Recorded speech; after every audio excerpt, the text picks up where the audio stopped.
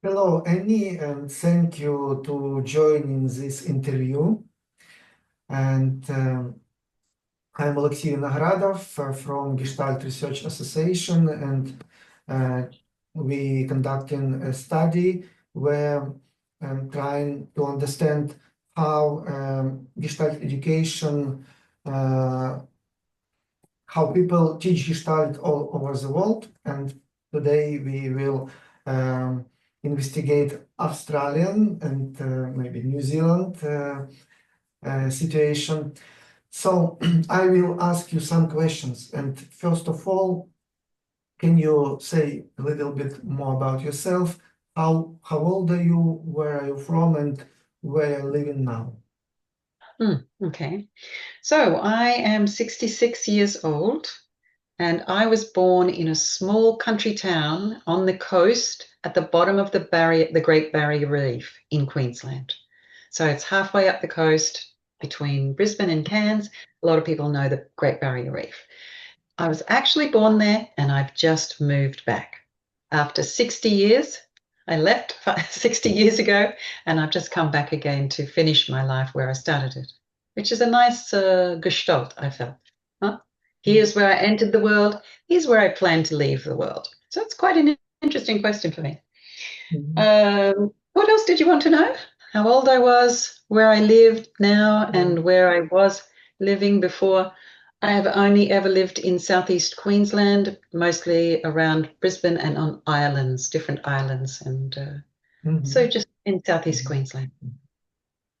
How old are you were when you joined to Gestalt therapy and begin to Uh, study Gestalt therapy? mhm. 50 years old. 50 years old. And what your profession was before Gestalt Mhm. therapist? I was a specialist music educator in Wow.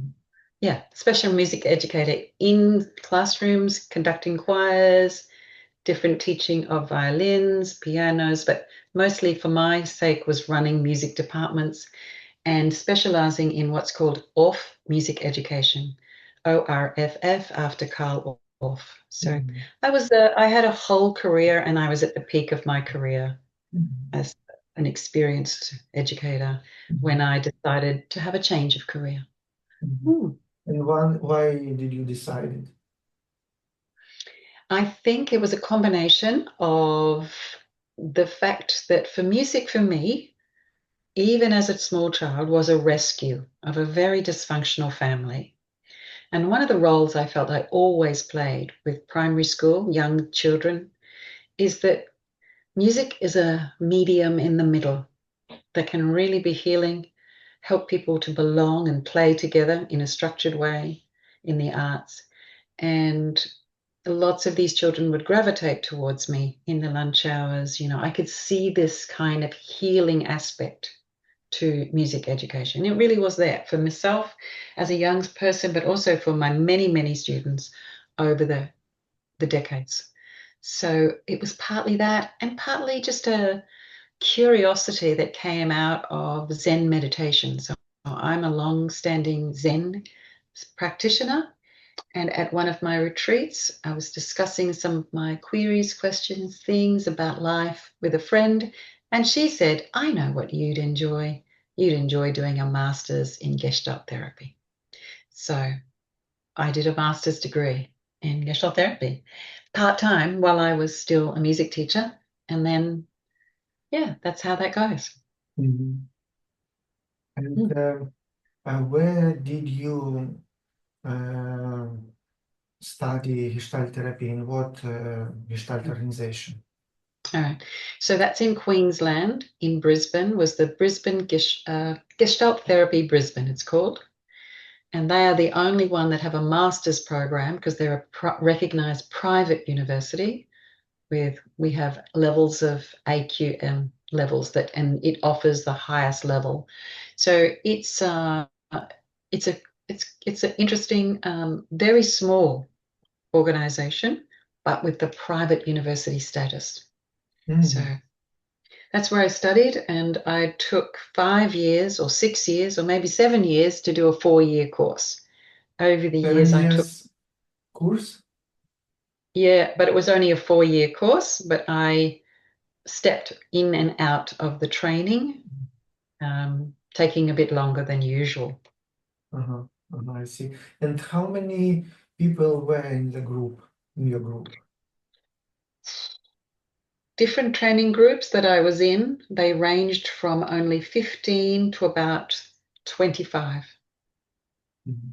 So, and at the moment, those numbers are growing in the master's program, but they've had times where they've been down to 7 people in a graduating class. So very small at times.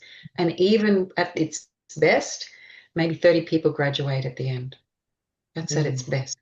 So Mhm. it's not hundreds or thousands of people. It's Mhm. a small amount.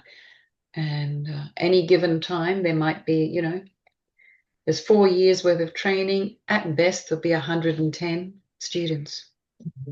A very high ratio of um, presenters to the students. So each year has a year coordinator and other trainers that come and go. So Mhm.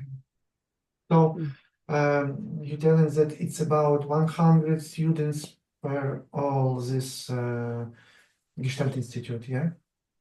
Yes, at any given time, the most it would be 120.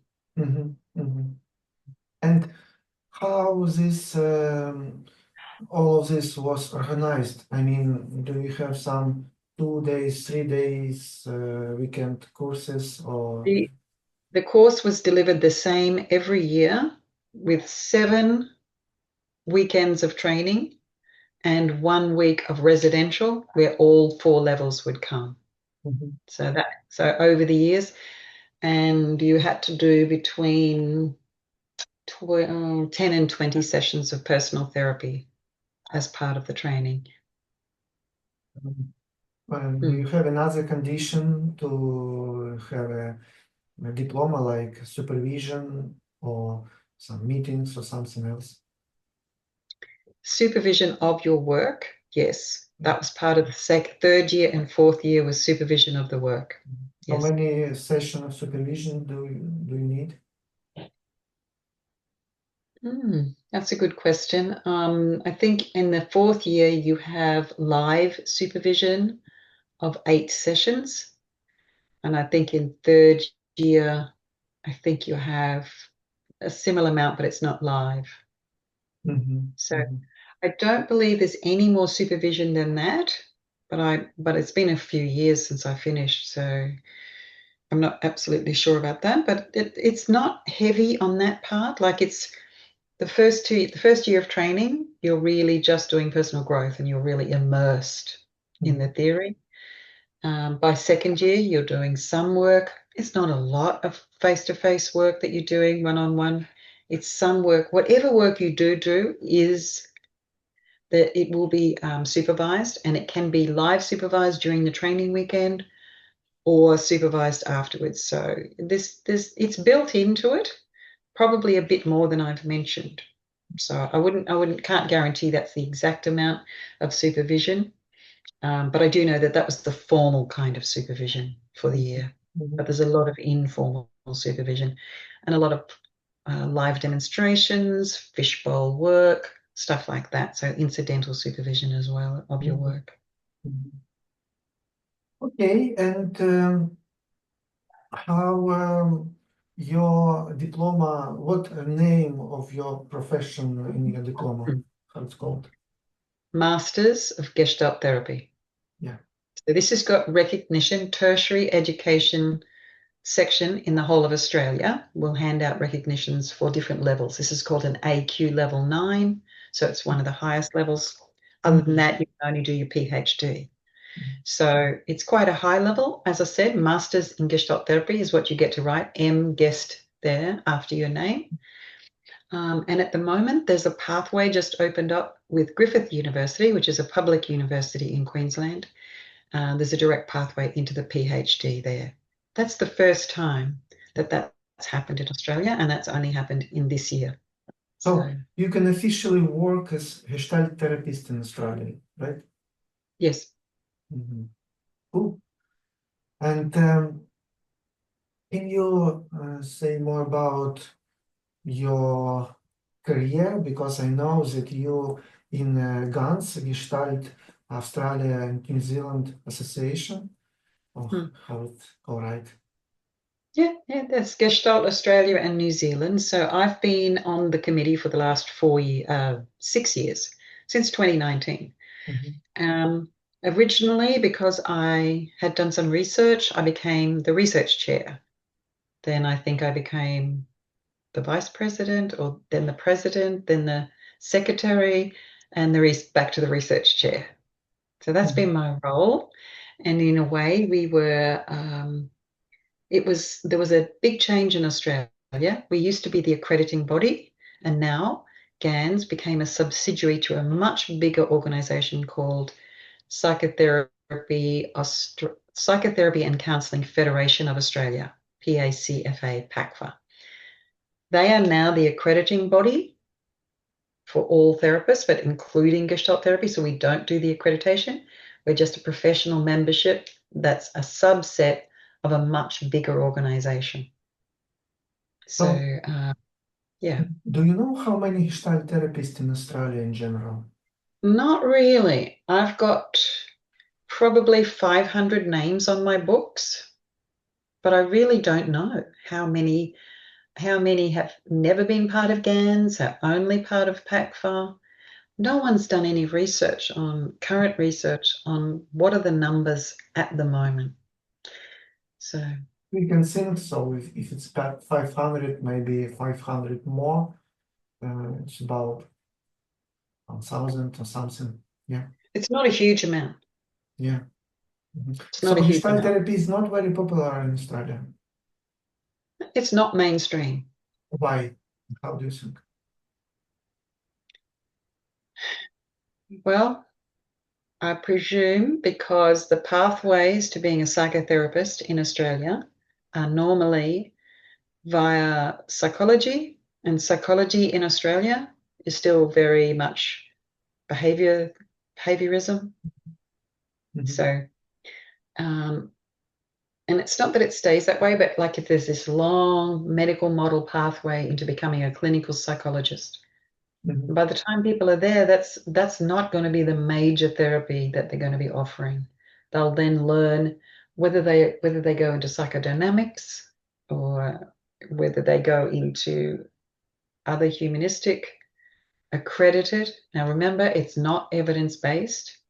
So Gestalt therapy hasn't achieved evidence-based status at all. Mhm. And at the moment, the way the regulations are going, if you work for an organization and it involves other regulators, such as insurance companies, work cover, and things like that, you have to use evidence-based methods.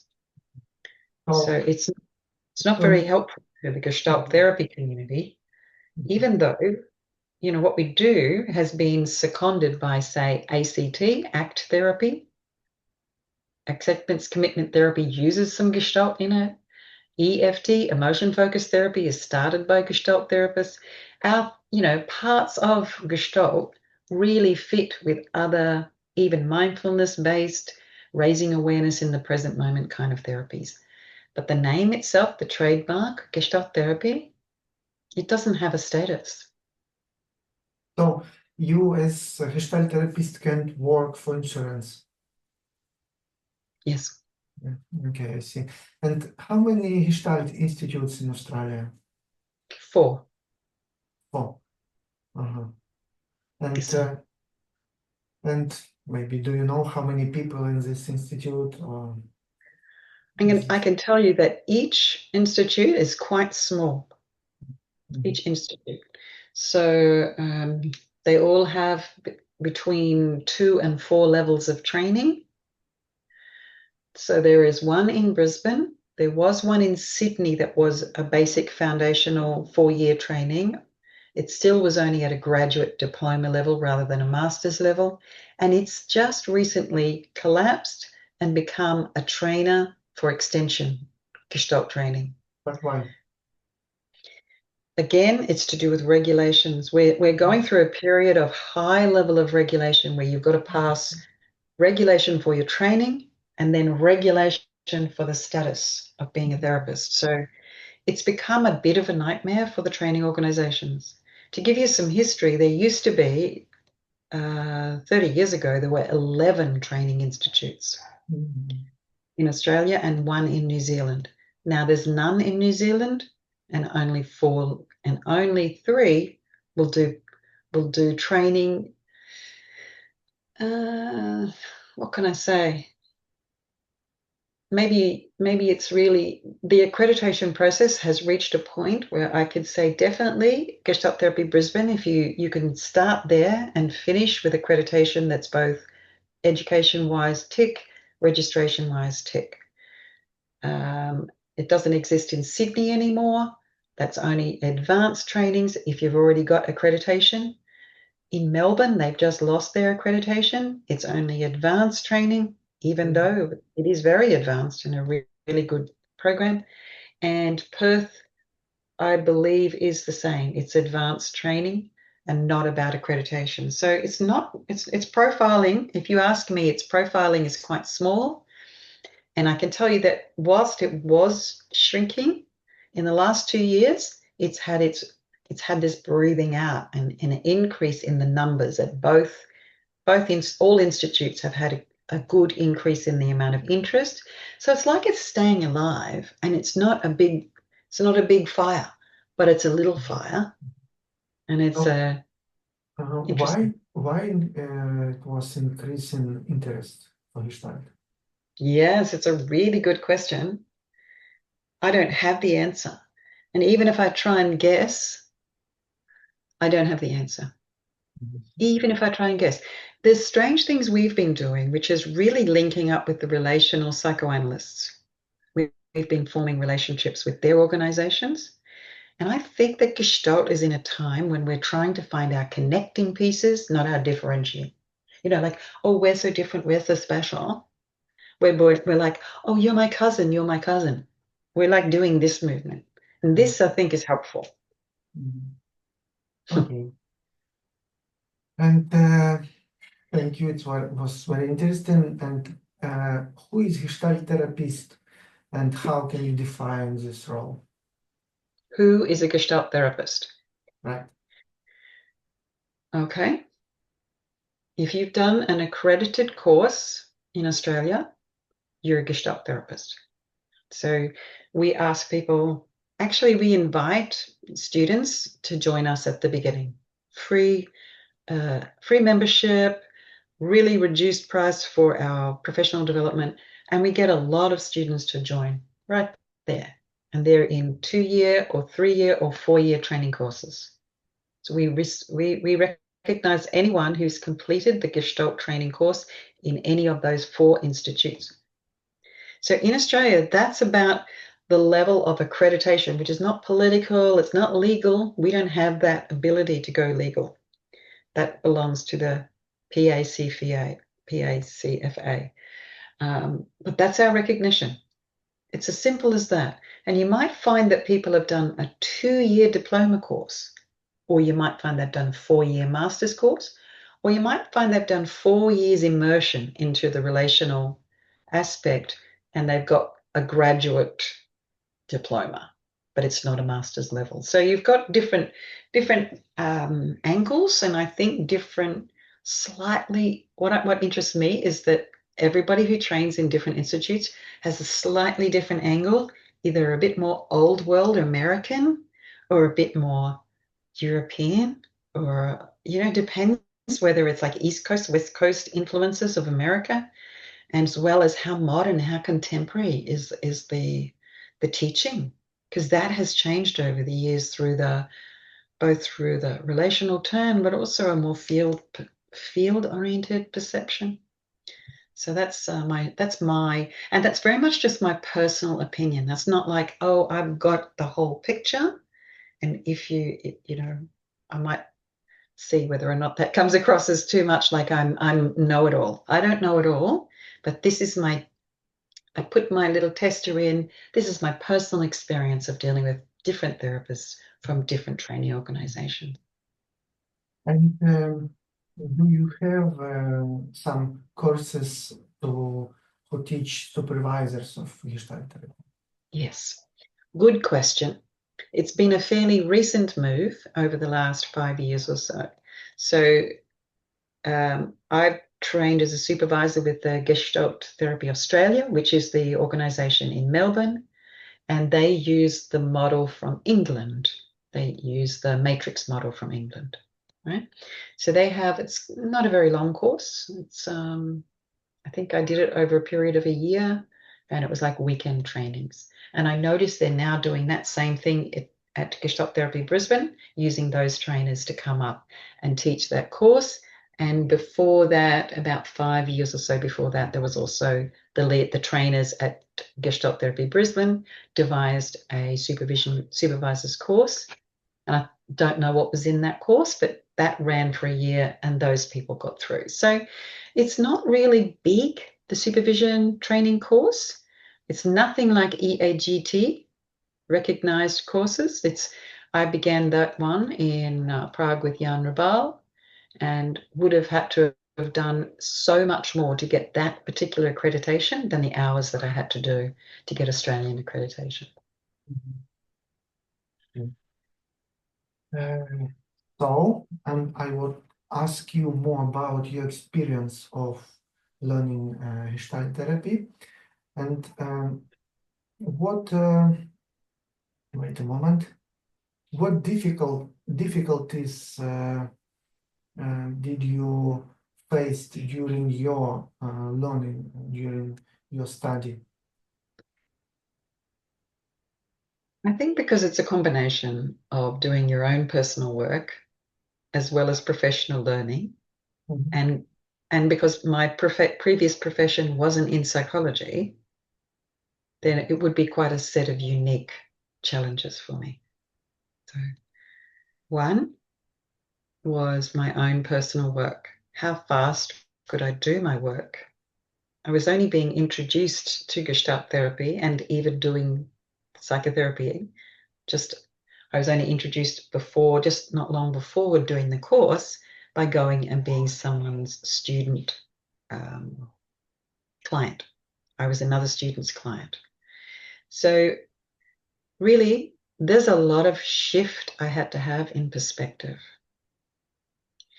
My background in the arts means I lent a lot more into the art of being a therapist, what was really going on, what were the shifts, and I think because I think a lot and I want to know things really well, I preferred to stop after a couple of years, do some private study myself, come back and repeat years just to get more deeply into what were the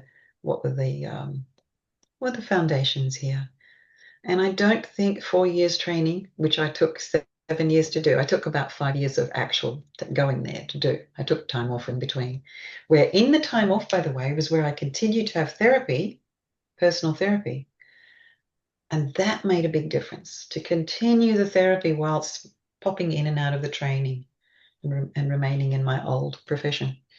But I have to say that I didn't feel I had the best grasp until I went overseas and did more studies. So clinical studies. I studied with Margarita Spagnola Lob and did an entire series of a group that we were in for years together, training in all the different things, expressions of suffering. And that wasn't enough for me. I then trained with the Turin School and went through all the trainings of all the different presentations of suffering with them as well. So I think that the struggle is knowing how in Gestalt therapy to go from where are you starting from? Are you starting from being a clinician already? And there's a big difference to start. Imagine if I'd have been a psychodynamic psychotherapist entering into that same training and coming out the other end. The fact that I was a music specialist was not much help in some respects. Other respects, there's other things. So I felt I needed more at the end, and that more became quite global. And that opened my eyes up to what you're interested in. How is Gestalt therapy different in different countries around the world? Because I feel like it is, but in a nice kind of kaleidoscope way of how it all fit together in their differences. There's a huge amount of similarity, if that was the similarity, in the palm of my hand. But at its extremities, there's interesting variations on what you experience as being Gestalt therapy. And the longer you study it, the deeper you go into your understanding of what its absolute fundamental principles are. And did you face some ethical issues or maybe conflicts which, or maybe you face it by yourself, or maybe you saw some situation which affected your study? Mm, yes. Can you just elaborate what you really mean by ethical issues? Like, do you mean staff and student relationships, or do you mean? I mean, everything, how do you recognize this question? What do you think is ethical issue? Hmm. Hmm. Well, I think that look, no, I think I'm pretty satisfied that I'm not 100% satisfied with the ethical capacity, but I saw an ever increasing awareness of the issues, the interpersonal relationship issues that would arrive. And Australia in general, when I listen to the talk underneath the surface, it's been a history of having some ethical issues bubble to the surface and having to be dealt with, bubble to the surface and having to be dealt with. So it's an interesting question. And my friends and colleagues on the GANs will be presenting at the next there'll be an Australian Gestalt conference at the end of the year, and they're presenting exactly on that topic, ethics and Gestalt, currently in Australia. So there's more to come on that one. My personal experience is it's good enough. The ethical stances, there's room for improvement, but it was definitely good enough for me to feel a certain trust and maybe a certain caution at times. Is there, is there anything you would like to change or revise in existing Gestalt therapy training programs? Mm, I think my issue is that I wonder how different we are here in Australia insofar as the intake. Anyone can come and do Gestalt. You don't have to be trained in psychotherapy or psychology beforehand. So I'm curious because in Europe, my understanding is you must be a psychiatrist or a psychologist to do your training. And it might be different. I don't know. In America, I have a feeling it's like that too. In England, I get the feeling that there's more of that. It's kind of interesting in Australia that we don't have that as a prerequisite for training. Mhm. So you get people from all walks of life Mhm. into the training. And is there something good about that? Yes. Is there something missing? Yes. I don't believe here that we cover the clinical issues very well. So I advocate that people do extra training in clinical issues from a Gestalt perspective after they've finished.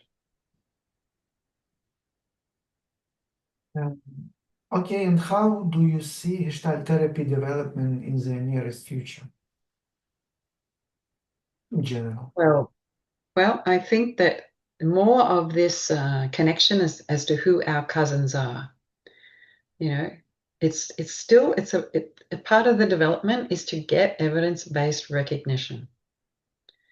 And when I look at how this is going and it's all right, it's a little bit slow, I also see this pattern that how come our cousins have accreditation? So what is it that's similar, and is there some way that can be a move of this move, recognition and connection to what is the same, not just what is different. So, will that step us towards a bit more of holding our own as a choice of therapy from the client's point of view? I think that the future of Gestalt therapy still requires this move, and I know that that's a global move. This is a global recognition, like a catch up point, where we have to prove ourselves.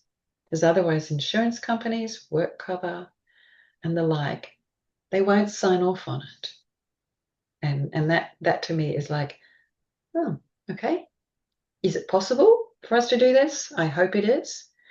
Is there only one pathway to this accreditation, or is there some way that we can see that what we do already has overlaps?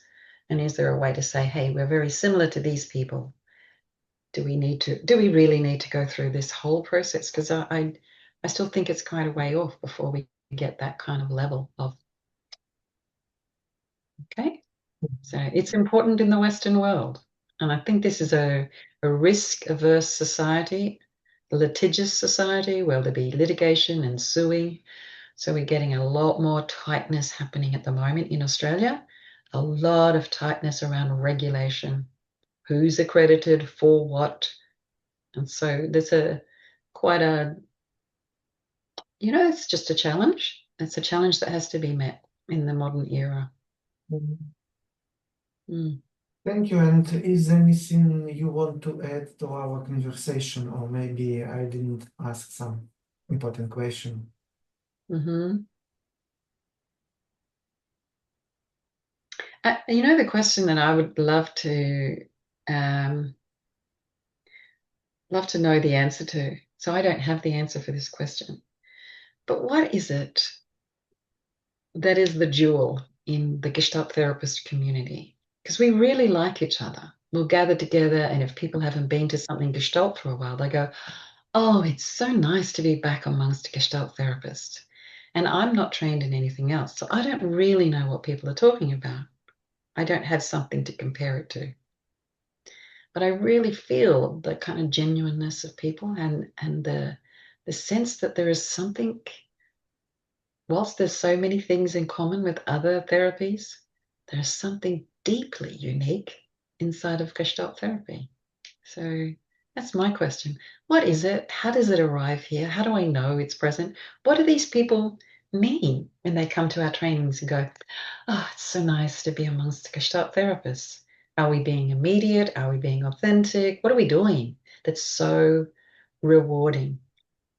And yet hard to put a one-word phrase or something that this is what it is, that is the jewel in the crown, or is the experiential immediate moment of satisfaction, because that is there in the way that we deliver our trainings, in the way we deliver initial training as well. But I'm sure that's true everywhere, that Gestalt therapy is a very experiential training. You must undergo the deep, I don't know, like trawling through your codes and upgrading something through this medium of being deeply present and deeply authentic. So I'd like to know what that is, and I'd love to know from all my fellow Gestalt therapists in Australia and New Zealand. I run a small New Zealand group, and I love my little New Zealand cohort of New Zealand therapists who have to struggle on. They don't have an institute anymore. Still, I have quite a few, 40 or so names of people who are still practicing Gestalt therapy there. What keeps us going and being true to Gestalt therapy of today? And what is it? What is the magic? I guess is the question. Is the magic? It's a great question. I would like to ask you that question, Lexi. What is the magic that can cross this barrier, cultural barrier from me in Australia, an old lady in Australia, and a young man in Ukraine? What is the link in Gestalt therapy that, is something that's in it that maybe provides the link for us to connect? I hope I will understand it at some point in the future. Yes, that's why I really like your research, is you're trying to articulate what I call the magic or the central core piece. But I believe it's such a good piece because I do find it's easy to connect globally with other Gestalt therapists. And I think there is a need to connection, to be Yes, there is a connected. need. Mhm. Yes, there is now a bigger need for Mhm. connection. Mm. And last question about classical psychotherapeutic Gestalt groups. Does Australian Gestalt therapists lead such kind of groups? I think there's a sad lack of the opportunities and running those that we don't have enough of that going on. And I believe there was more before in the past. So the history of Gestalt in Australia is probably only about 30 years old. Mhm. But in the past, in the last decade, I felt more of the group therapy going on. There's not much going on now at all. And yet the validity of group therapy, the effectiveness of group therapy, I believe is still yet to flourish. So that would be part of my vision for Gestalt therapy, is to support more of this model of of therapy in groups. And just to give you a quick little indicator, I ran a personal research project on depression and Gestalt therapy. And the way I designed it was people had 10 sessions of individual sessions and 10 sessions of group. I had two groups of 10 people, and they each went through the programs. The markers of in the core OM and other markers of well-being, it was superb. It was like the results were fantastic. And what I noticed is that it was the combination of two that really cemented the growth in some of these clients who I still have as clients today. And they made amazingly wonderful progress in the face of quite deep depression. So I would, there is yet to be created some of the research projects that I would like to see and support happening. That particular one was a personal one and couldn't get published because it didn't go through a university. So unfortunately. So, but why it's not so popular in Australia? I mean, group therapy. Um, I don't think it's, I think it's something to do with the structure of how we deliver mental health. Mm. I think we're just so used to this model. So people don't used to go to the group. The group therapy is reserved for in-house like rehabilitation centers and stuff like that. They do group, but I don't see Gestalt therapy therapists who are in private practice offering many group therapy. No. Mhm. Group supervision, yes. Group therapy, not really. And yet I have people ask me, and I have therapists ask me, "Oh, do you run a group?"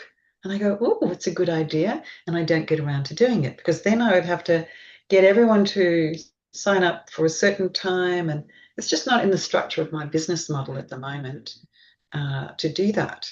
So it's really a case of I hope people like you really on-sell the idea and the efficacy of Gestalt groups, and that it comes around again and has its day, because I think it takes a huge amount of skill to run one. Again, there are many classical Gestalt groups.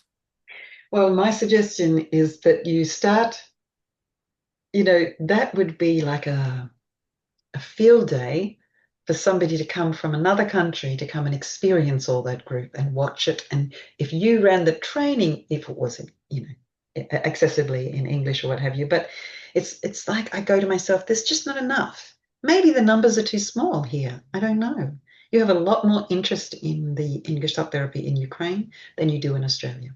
A lot more, as can be seen by the level of the training and how many numbers of people go to how many institutes you have and how many people go to the trainings. You have a far greater interest Mhm. there than here. So we go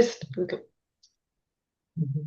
down at the bottom of the universe, swimming all down by ourselves down here in the Southern Hemisphere. I hope you're doing some research with our other Southern Hemisphere friends, such as Brazil and Chile and Argentina. Mhm. I feel like they're our other brothers and sisters over there. I don't know about Malaysia or Indonesia, who are our brothers and sisters just to the north of ourselves, but Southern Hemisphere is not really big. Um, I suppose Africa. Is there Gestalt therapy in Africa? No, I Africa? searched and I didn't find. I don't think so. Is there Gestalt therapy in Scotland? There is, isn't there, in Scotland? I think yes, probably. I'm just going there. I'm going to go there after the research conference.